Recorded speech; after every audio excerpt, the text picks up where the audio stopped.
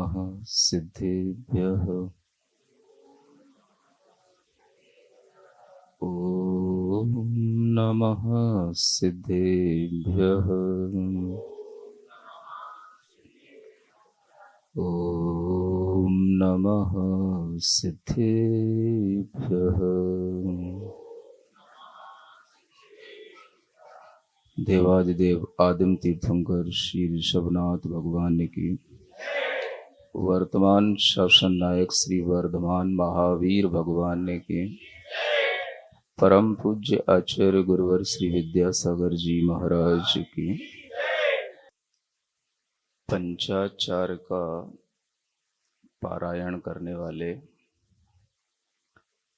आचार्य परमेष्ठी होते हैं। वह पंचाचार जो दर्शनाचार, ज्ञानाचार, चारित्राचार, तपहाचार और वीर्याचार कहलाता है। ऐसे 5 प्रकार के आचरण जो स्वयं भी करने में निष्णात हों और अपने शिष्यों को भी कराने के लिए कुशल बुद्धि रखते हों, वह आचार्य परमेष्ठी जगत में सदैव सुशोभित होते हैं। ऐसे आचार्य परमेष्ठी का सभी लोगों ने दर्शन किया है, आहार आदि देने का लाभ लिया है, पूजन किया है, गुणानुवाद किया है। मैं बहुत देर से अपने मन को सामान्य तो बना रहा हूं, लेकिन कल से कुछ ऐसा सोच रहा हूं कि वैसे मैं जब भी कभी आंख बंद करता था, आत्मा का ध्यान होता था। कल से कुछ ध्यान नहीं हो रहा। सभी लोग कह रहे हैं आचार्य महाराज यही हैं, यही हैं। ये बात ठीक है, लेकिन ऐसा क्या हो गया जो मुझे ध्यान नहीं हो रहा। सुबह से मैं सोच भी रहा था कि इन लोगों ने अनुमति ले ली है कि आज विनयांजलि सभा होना है, मैं वहां बैठ भी पाऊंगा कि नहीं। विचार करते करते सब तरह की टेक्निक अपना रहा था कि मन को कैसे डाइवर्ट किया जाए। एक अच्छी टेक्निक समझ में आई मुझे, आपको बता देता हूं। क्योंकि योग साधना के लिए हर तरह की टेक्निक आवश्यक है। आपके भी अपने परिचितों का, इष्ट व्यक्तियों का, अपने बंधुओं का जब वियोग होता है तो आप कैसे अपने आप को संभाल पाते हैं या नहीं संभाल पाते। कभी कभी लगता था कि लोग क्यों बिना वजह रोते हैं। कल से ऐसा समझ में आ रहा है कि बिना वजह नहीं रोते हैं, कुछ वजह होती है। और वह संभालने की एक टेक्निक जो समझ में आई, मैं मंच पे भी बहुत देर से आंखें खोल करके बैठा हुआ था। आप लोगों ने देखा, मैं इतनी देर आंखें खोल करके मंच पर कभी नहीं बैठता। आज मैं बाहर देख रहा हूं, बाहर देख रहा हूं, क्योंकि भीतर कुछ दिख नहीं रहा है। हंसने की कोशिश कर रहा हूं ताकि माइंड दूसरी तरफ रहे और मैं आपसे कुछ कह सकूं। पंचाचार में परायण आचार्य परमेष्ठी होते हैं, और उन आचार्य परमेष्ठी के साथ साथ श्रमण जो होते हैं, उन सब के लिए एक जीवन साधना का वर्गीकरण होता है। अपनी उम्र का 5 कालों में विभाजन कर लेना। शिक्षा काल, दीक्षा काल, गढ़ पोषण काल, आत्म संस्कार काल और संलेखना काल। आचार्य महाराज ने ये सब तो कर ही लिया, किंतु जब हम उनके अतीत में देखते हैं तो बाहर से देखने पर जो समझ आता है उसमें उनके वह 5 काल कुछ और ही अद्भुत रूप में दिखाई देते हैं। उन्होंने अपने जीवन में प्रारंभ में शिक्षा काल अपनाया, दीक्षा तो उनकी यूं ही हो गई। शिक्षा काल उन्होंने अपनाया और एक समय तक उन्होंने शिक्षा ली। शिक्षा के बाद में जैसे ही उनकी दीक्षा हुई, दीक्षा के बाद ही उन्होंने साधना शुरू कर दी और उन्होंने एक साधना काल उसको बनाया। जब वह साधना काल आगे बढ़ा तो उसके बाद में फिर उन्होंने संघ वृद्धि का काल बनाया और संघ की वृद्धि की। तो संघ की वृद्धि करते करते फिर उन्होंने समाज के अंदर एक दिशा बोध देने का कार्य शुरू किया। अनेक तरह के तीर्थ और जिनालयों के माध्यम से, अनेक तरह की गौशालाएं और अनेक तरह के जन कल्याणक प्रकल्पों के माध्यम से उन्होंने दिशा बोध देना शुरू किया। और जब उनका वह काल भी आगे बढ़ा तो फिर उन्होंने देश को संबोधन देना शुरू किया, देश के लिए सोचना शुरू किया। और इस तरह से वह अपने जीवन में अपने ज्ञान के विकास के साथ साथ, अपने विचारों के विकास के साथ साथ चरम पर पहुंचते गए। और वह इतना चरम पर पहुंचे कि उन्हें कुछ नहीं करना पड़ा, वो सिर्फ विचार देते थे और उन विचारों का आदान प्रदान इस तरह से होता था, विचारों की गूंज इतनी दूर तक जाती थी कि देश के बड़े बड़े नेता भी उस विचार से अपने आप हिल जाते थे। और उसी की वजह थी, कल आपने देखा होगा बीजेपी की कोई एक नेशनल एक कॉन्फ्रेंस चल रही थी और उसमें सभी बीजेपी के दिग्गज नेता बैठे हुए थे और उस सभा में भी आचार्य महाराज को स्मरण किया गया और 1 मिनट के लिए मोदी से लेकर के सभी बड़े नेताओं ने मौन धारण किया। देश के लिए, समाज के लिए, संघ के लिए और फिर उसके साथ साथ अपने लिए भी इतना ज्ञान और विचार और अपने अंदर इतनी क्षमता बना करके चलना, ये हर किसी के बस की बात होती नहीं है। आप देखते हो जब आप अपना घर चलाते हो तो अगर घर चलाने की बात आती है, एक बिजनेस करते हो, एक छोटी सी दुकान खोलते हो तो दुकान खोलने में इतना पसीना आ जाता है कि दुकान चलती है तो फिर घर में बच्चे नहीं मानते हैं, घर के लोग नहीं सुनते हैं, घर में ध्यान नहीं देते हैं तो घर बिगड़ता है और दुकान पे ध्यान नहीं देते हैं तो ग्राहकी बिगड़ती है, दुकान बिगड़ती है।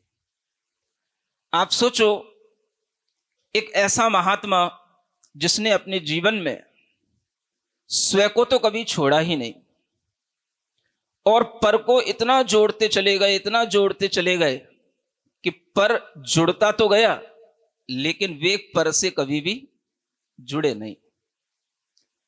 उनके जीवन की यह सबसे बड़ी साधना थी जब उन्होंने ज्ञान वैराग्य के साथ में इस तरह का संयम अपने अंदर धारण किया कि व्यक्ति जब यश को प्राप्त करता है तो उसके दिमाग खराब होने लग जाते हैं। सुन रहे हो कि नहीं? हाँ, जब व्यक्ति के नाम की प्रभावना होती है तो उसके दिमाग के तंतु हिलने लग जाते हैं, व्यक्ति नम्र ना होकर के अक्खड़ बन जाता है और व्यक्ति अपने अंदर अनेक तरह की बुराइयों को शामिल करने लग जाता है। जैसा कि आप देखते हो कि जो लोग अगर किसी भी तरह से नाम ख्याति प्राप्त कर लेते हैं और वह अपना मानसिक संतुलन नहीं रख पाते हैं तो वो अनेक कुरीतियों के शिकार हो जाते हैं और जिनका भंडाफोड़ बाद में होता है। यह अपने आप के लिए संभाल पाना, इतनी बड़ी ख्याति होने के बाद में नम्र बने रहना, हमेशा नीची निगाहें रहना, ये किसी महान व्यक्तित्व की बात नहीं, उसी की बात होती है जिसकी आत्मा में देश विदेश, जन समाज, सबके कल्याण की भावना होते हुए भी ये भावना रहे कि मैं केवल अपना कर्तव्य कर रहा हूं, ये मेरा कुछ भी कर्तृत्व नहीं है, और वह अपना कर्तव्य करते रहे। उनकी सबसे बड़ी जो विशेषता है वो यही है कि उन्होंने अपने जीवन में हर चीज को एक कर्तव्य के रूप में देखा, और वह कर्तव्य करते करते जितनी शक्ति थी उन्होंने अपने कर्तव्य का सिर्फ निर्वाह किया। दूसरों के लिए कल्याण करने की उनकी कोई तीव्र आकांक्षा नहीं देखी गई। जो संघ के लोग होते हैं, जो उनके निकट रहने वाले लोग होते हैं, वो जानते हैं कि वो किसी भी चीज में तीव्र आकांक्षा के साथ पड़ते नहीं। किसी के पीछे तो वो कभी पड़ते ही नहीं, चाहे वो कोई काम हो, चाहे वो कोई व्यक्ति हो, चाहे वो कितना ही बड़ा नेता हो, चाहे वो कितना ही बड़ा श्रेष्ठी हो, वो कभी किसी के पीछे तो पड़े नहीं। उनका ये सबसे बड़ा गुण था कि उन्होंने अपने जीवन में किसी के लिए भी ये नहीं समझा कि इसके बिना मेरा काम नहीं हो सकता, इसके बिना समाज नहीं चल सकती, इसके बिना संस्था नहीं चल सकती, और इसी कारण से वह कभी किसी के पीछे नहीं पड़े, और हमेशा उन्होंने सबके लिए एक कर्तव्य करने का उपदेश दिया। आप भी अपना कर्तव्य कीजिए, मैं भी अपना कर्तव्य कर रहा हूं।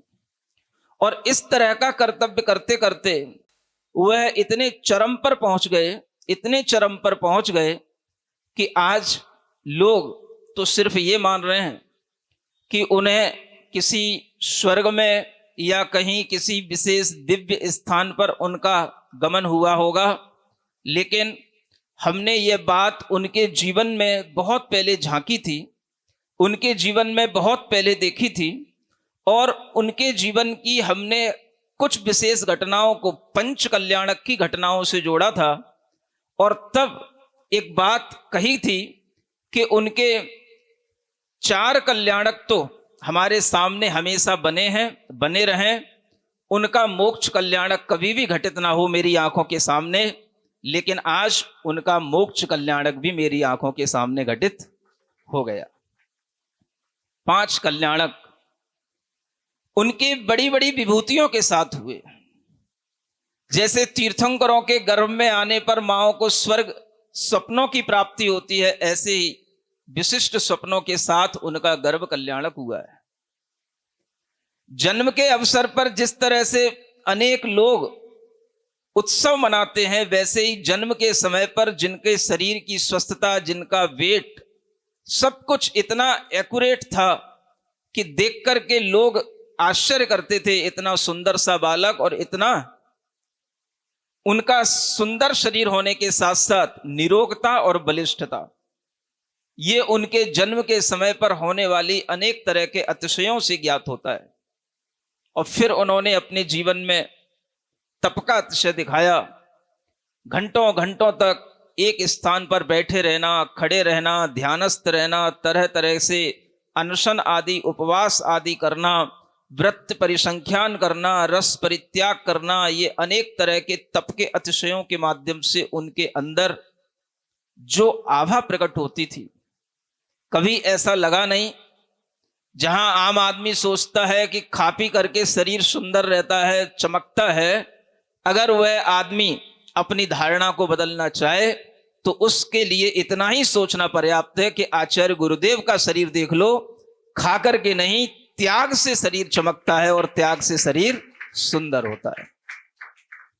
उनके शरीर की सुंदरता, उनके शरीर का रूप का निखार कहें या उनके चेहरे के आकार का परिवर्तन कहें, अगर आप कभी पुरानी फोटो और नई फोटो लगा करके देखो तो मुझे कहीं से कहीं तक नहीं लगता कि जिन आचार्य ने कभी दीक्षा ली हो, मुनि विद्यासागर जी महाराज ने, उनका फोटो जो युवावस्था का जब वे दीक्षा देते हैं और जब वे संग वृद्धि करते हैं, और फिर उसके बाद में जब उनके दंत पंक्तियां जब उनका सहारा नहीं लेती हैं और जब व्यक्ति के दांत निकल जाते हैं, उसके बाद में उसका चेहरा कैसा कुमला जाता है और कैसा उसका चेहरा बिल्कुल फीका पड़ जाता है, लेकिन उसके बावजूद भी उनके चेहरे पर एक नई आकृति आ गई और ऐसा लगा कि जैसे कोई नयापन हर समय उनके अंदर आता चला जा रहा है और कोई नई दिव्य चेतना का विकास उनके अंदर होता चला जा रहा है।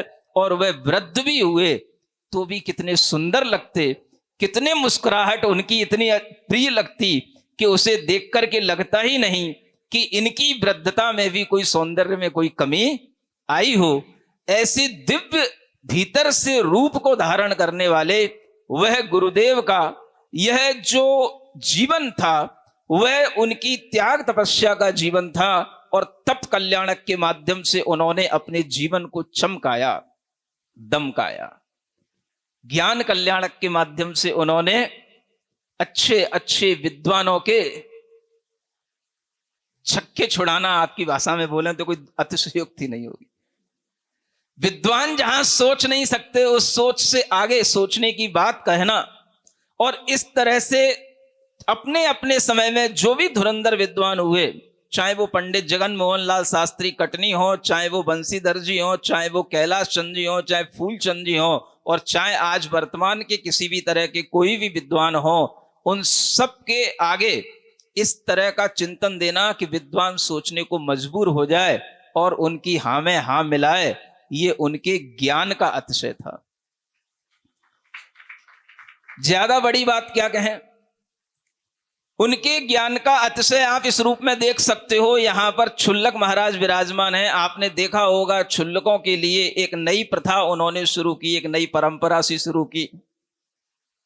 उनके हाथ में कमंडल तो है, पिच्छी नहीं है। जैसे मयूर पंख की पिच्छी होती है वैसी पिच्छी ना होकर के किसकी पिच्छी है? पिच्छी तो है लेकिन किसकी है? वस्त्र की है। परिमार्जन करने के लिए वस्त्र की पिच्छी है। अब आप सोचो कि ये उन्होंने एक नई परंपरा क्यों शुरू कर दी? ऐसा पहले कभी नहीं देखा गया, ऐसा पहले कभी नहीं सुना गया। तो ये परंपरा शुरू करने से पहले उन्होंने विद्वानों के सामने अपनी बात रखी थी। कुंडलपुर जैसी जगह पर जब एक भव्य विद्वानों की संगोष्ठी हुई तब भी उस बात को उन्होंने रखा था, और उस समय पर भी हम वहां उनकी बात को सुने थे कि किस तरह से वो अपनी बात को रख रहे थे अस्वस्थ अवस्था में भी।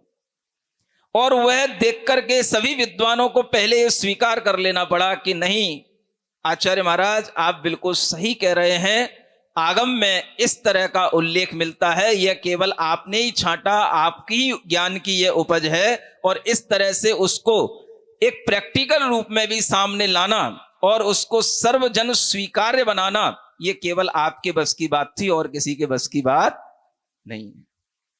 ये उनके ज्ञान के अतिशय हैं।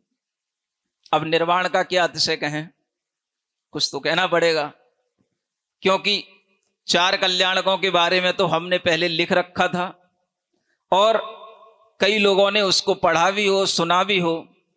आपके लिए आज एक रहस्य की बात बता रहा हूं। आचार्य महाराज के अनेक गुणों में एक और सबसे बड़ा जो उनका गुण था कि वो अपनी आगामी योजनाओं के बारे में कभी किसी को बताते नहीं। वह कहां जा रहे हैं, क्या सोच रहे हैं, कहां जाकर के क्या करेंगे, किस उद्देश्य से जा रहे हैं, वो उनके ज्ञान के अलावा बाकी सबके लिए अनुमान रहता था। हो जाए तो ठीक, नहीं हो जाए तो वो उनके ही भीतर की बात रहती, वो कभी प्रकट नहीं करते। उनका आना जाना सब कुछ रहस्यमय होता था। उनका भोजन भी रहस्यमय होता था कि वो क्या खा रहे हैं ऐसा जिसके कारण से खाते हुए भी वो हंस रहे हैं, मुस्कुरा रहे हैं। वो औरिया खा खा करके कौन सी मुस्कुराहट आ सकती है किसी के लिए, लेकिन वह भी देख करके लगता है कि भीतर कुछ रहस्य भोजन का भी चल रहा है।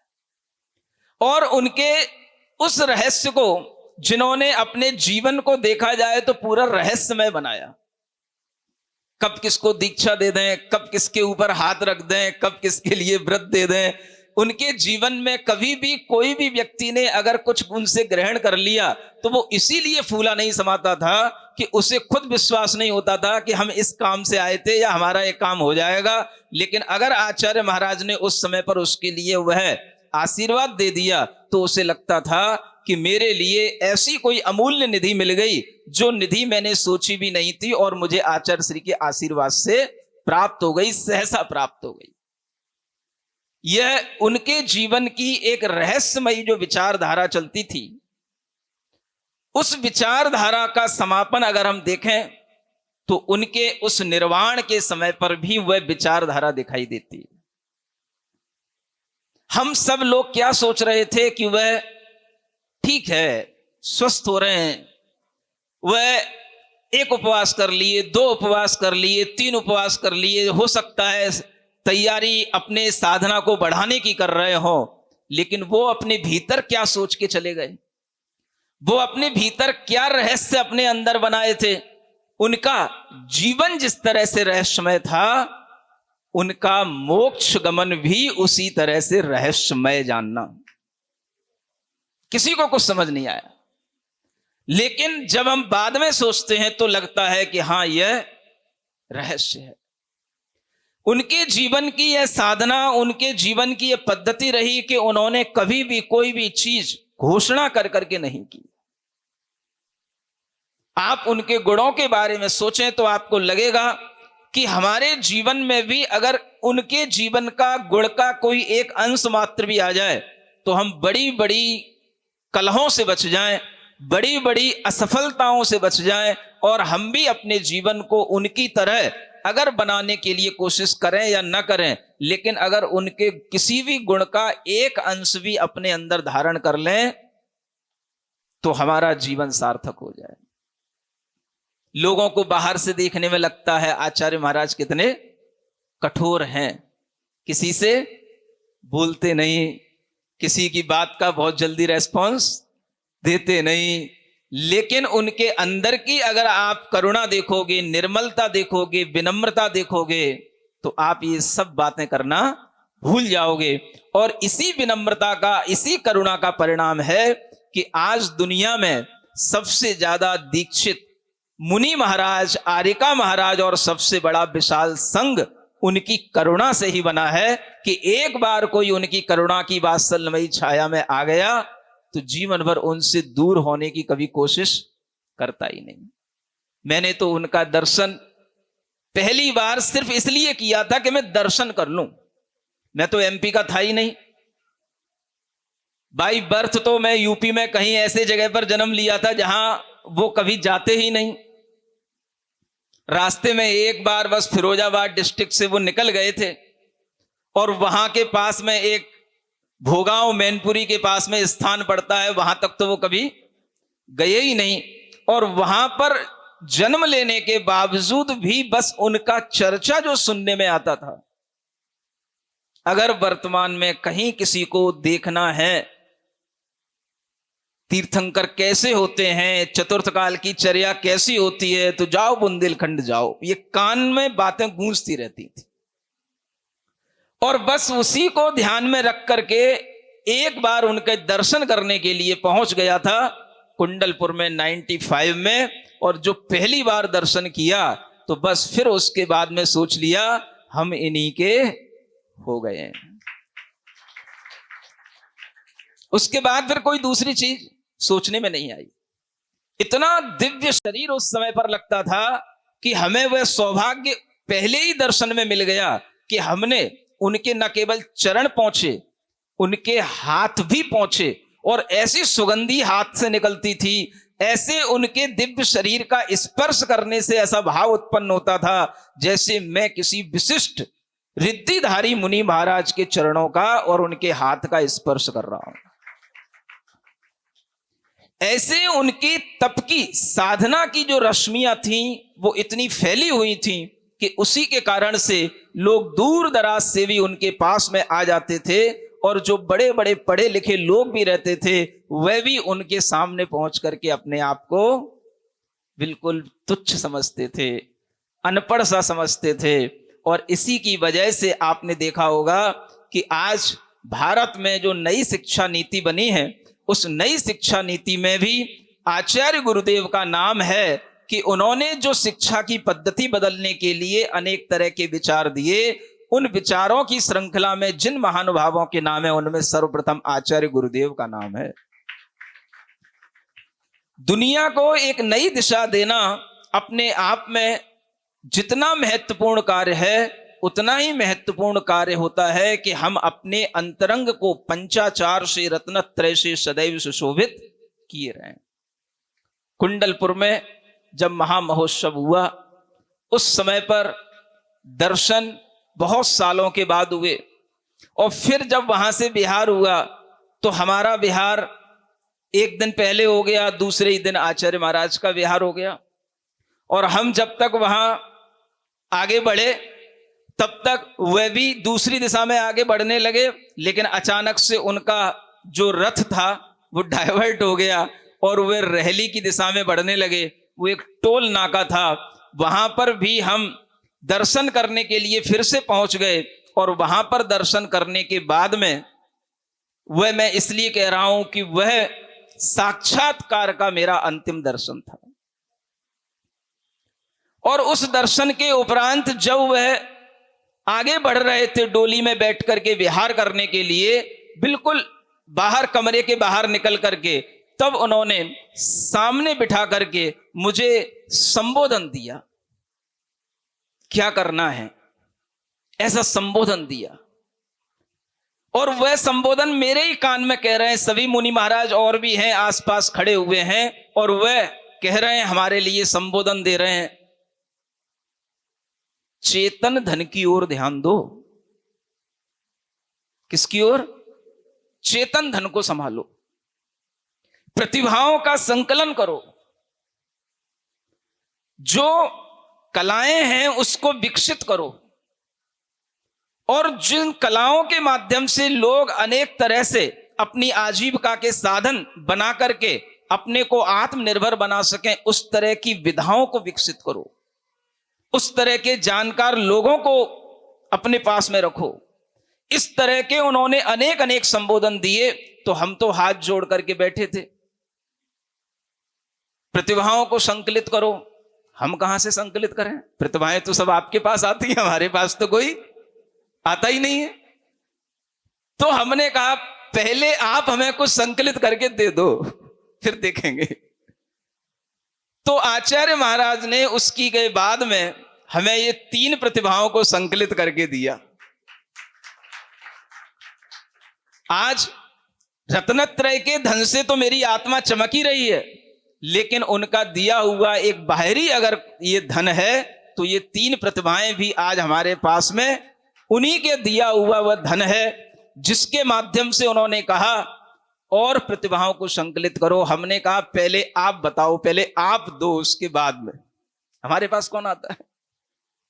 तो उन्होंने यहां से शुरुआत की। अब उनका दिया हुआ ज्ञान, उनके दिए हुए संकेत, उनके दिए हुए निर्देश, उनके दिए हुए विचार, आज सब कुछ हमारे दिमाग में इधर उधर सब कुछ घूम रहा है। जीवन में उनके आशीर्वाद से सब कुछ मिला है और आगे भी मिलेगा तो उन्हीं के आशीर्वाद से ही मिलेगा, और वह मिलता जाएगा। हमें जीवन के अंदर केवल बस इतना भाव देखना है कि मुझे लगता है कि शायद प्रत्यक्ष होने पर हम गुरु की इतनी भक्ति नहीं कर पाते थे, अब हम उससे भी ज्यादा भक्ति अब हम गुरु की कर पाएंगे। ये हमें एक सौभाग्य का अवसर अब मिलना शुरू हुआ है। अगर कभी आपने वर्धमान स्तोत्र पढ़ा हो तो उसमें एक लाइन लिखी है भगवान वर्धमान स्वामी की भक्ति में, महावीर स्वामी की भक्ति में, प्रत्यक्ष तोप्यधिक राग मति परोक्ष। हे भगवान, मैंने आपको कभी देखा नहीं, सुना नहीं, लेकिन फिर भी परोक्ष होने पर भी मेरे अंदर जो राग प्रत्यक्ष से भी बढ़कर के आपके प्रति आता है, तो मुझे ऐसा लगता है कि प्रत्यक्ष से ज्यादा राग परोक्ष में होता है। वो तो लिखा था भगवान के लिए, अब वही भाव आ रहा है गुरुदेव के लिए। वह भक्ति का भाव कम नहीं और अधिक बढ़ेगा, और उसी भक्ति के भाव के फलश्रुति से यह जीवन आगे चलेगा। जीवन में हमेशा यही भाव रहा। जब भी कभी गुरुदेव के लिए कुछ मन में भाव आया तो वह भाव इसी रूप में आया, अस्त हो रहे ज्ञान सूर्य ने सोचा था एक दिन की शाम, मेरे ढल जाने के बाद कौन करेगा मेरा काम। यह गुरुदेव और उनके भी गुरु की भक्ति के रूप में ये भाव जब पहले गाते थे तो लगता था कि यह काम गुरुनाम गुरु आचार्य ज्ञान सागर जी महाराज का हो रहा है। अब ऐसा लगता है कि कौन करेगा उनका काम। यह भावना जो भजनों के माध्यम से लोगों तक रखी गई थी, ऐसा लगता है कि ये भजन भी अब फीके से पड़ रहे हैं। और उन्हीं भजनों में एक जो भाव था, हम उन्हीं के हो गए हैं, यह भाव भी उन्हीं भजनों में से एक भजन का भाव बनाया था। जब गुरु महाराज को देख करके ऐसा लगा था, मेरे गुरु हैं महा, इनसा जग में कहां। मेरे गुरु हैं महा, इनसा जग में कहां। पाया जब से दर्श, हुआ सम्यक दर्श। हो समाधि मरण, फिर मिले गुरु चरण।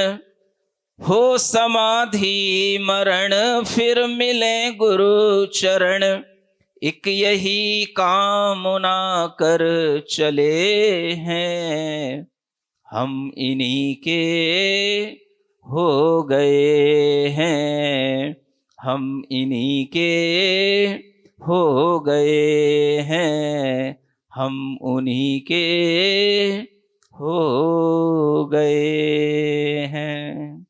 आज मैं आपके समक्ष इतना बोल पाया। मैं बहुत देर से मानसिकता बनाने के बाद में इस तरह के आपको बातें बताया हूं कि जिसमें मेरा ज़्यादा हृदय अभी स्पर्श नहीं किया है, क्योंकि अगर हृदय स्पर्श करता तो फिर कंठ नहीं बोल पाता। इसलिए ये सब जो आपको बोला है, ये सब ऊपर ऊपर की बातें हैं, भीतर की बातें कुछ और हैं। भीतर का जो हृदय स्पर्शी ज्ञान है, वात्सल्य है, वो अलग है, उसको मैं नहीं कह सकता। बोलिए आचार्य गुरुवत्स विद्यासागर जी महाराज की।